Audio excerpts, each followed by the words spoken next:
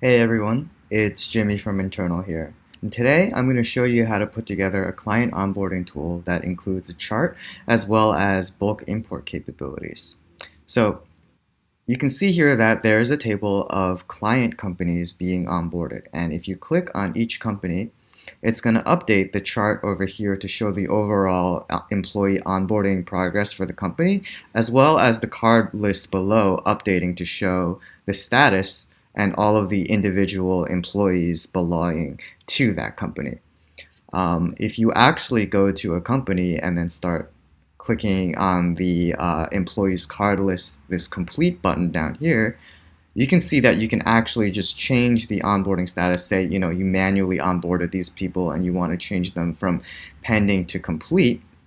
You can see that that will then also update this chart to show that there's now a different new number of completed people here.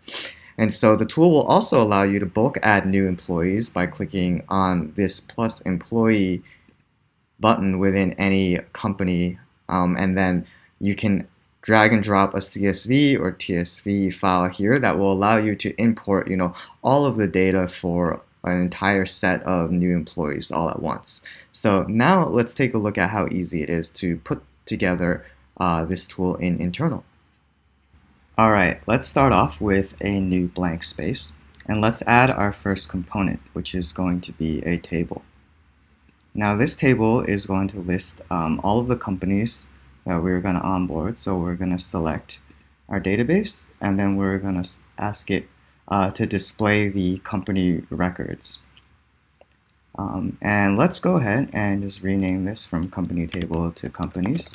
And let's also rearrange the columns in a way that makes a little bit more sense for us. So let's actually move the company name to be the first thing that we display. And then since the status is really important to the tool that we are building, let's make that the second column here.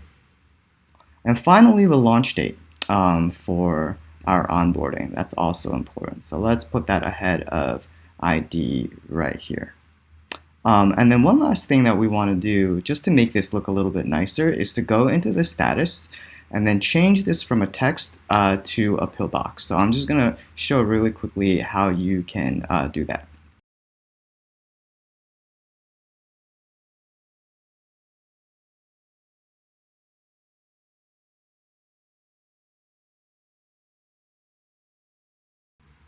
And now our table is done configuring.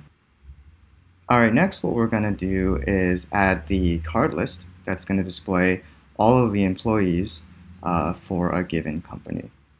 So let's go down here. Let's also select from the same data source, but this time we're going to list, it's called user accounts, but what this actually is a list of the employees within that company. And we actually don't need some of these fields like the ID or the company ID. None of those need to be visible in this tool, so let's hide those. We also don't need location or created at or updated at, so let's just keep the cards a little bit simpler and cleaner looking. And what we want to do next is actually bind this card list to this table through the use of a filter. And so what we're going to do is say we want the company ID for this employee to match up with or to come from this component, so is equal to component value. And here what we're going to do is we're going to pick our companies table, and we're going to say the selected row in that table and then choose the ID. So once those two match up, now we have these two components bound together. And next what we want to do is actually add an inline button to the employees card list that will allow us to complete their documents or change their onboarding status to complete. So let's go to our fields and let's actually add a new component here. And let's just pick an inline button. We're also going to pick the same in the database. We are also, in this case, going to choose to update a user account record. Let's change the button text here to say complete. And then the ID that we want to use actually is going to come from this component. So we're going to say this card, and from the data within this card. And we are actually going to want to use the ID.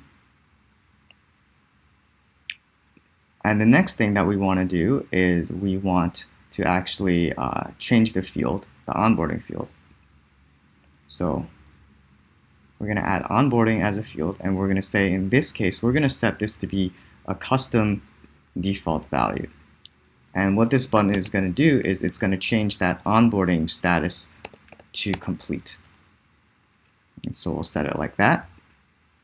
And now let's actually go back to our employees card list. And let's go and move this complete button to be after the onboarding status here. So like this. And now we are done setting up our card list. Let's go ahead and add the chart. So let's just go and make some room for the chart by doing this. Now let's drop in our chart over here, change its size, and here we're going to select, it's again the same data source. In this case, what we want the chart to do is to display the user account records. And let's call this the employee progress chart. We want this to actually be a pie chart, and what we want to do is we want to group our values by their onboarding status, so whether it's complete or pending. We'll have it be grouped by value, and we'll keep it based on count. And you'll notice these numbers are the overall total numbers, and so what we want to do in order to filter this to just show the employees for a given company, we want to add a new filter. And in this case, we want it to match the company ID should be equal to a component value. So whenever you select a company in this table, and so what you'll want to use is the companies table here, the selected row, the data, and then once again, the ID. Now we've got our chart ready to go, and the final step of this all is to set up our CSV upload. Okay, let's actually go to our company's table configuration, because that's where we want to add our bulk import component. And so let's actually go to the columns and choose to add a new component.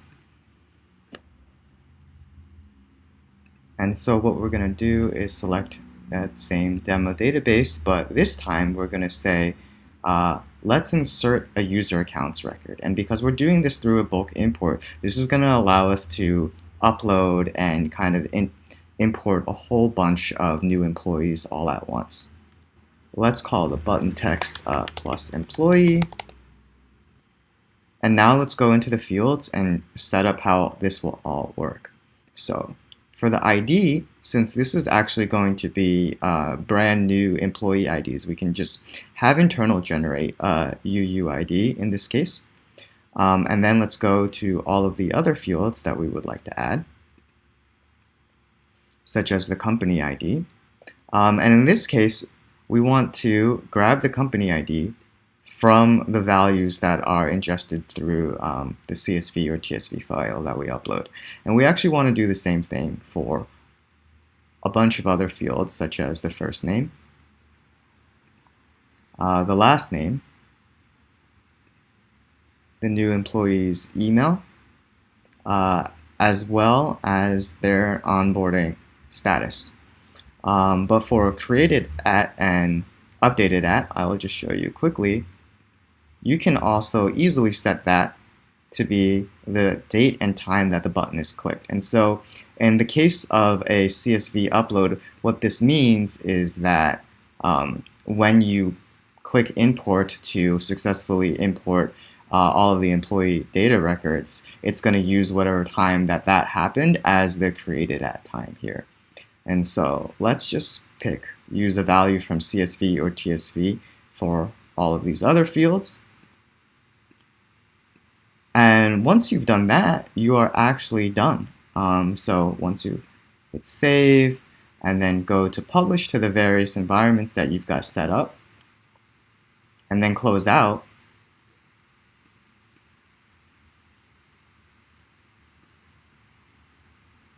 you'll see that we've created the tool that we showcased in the beginning.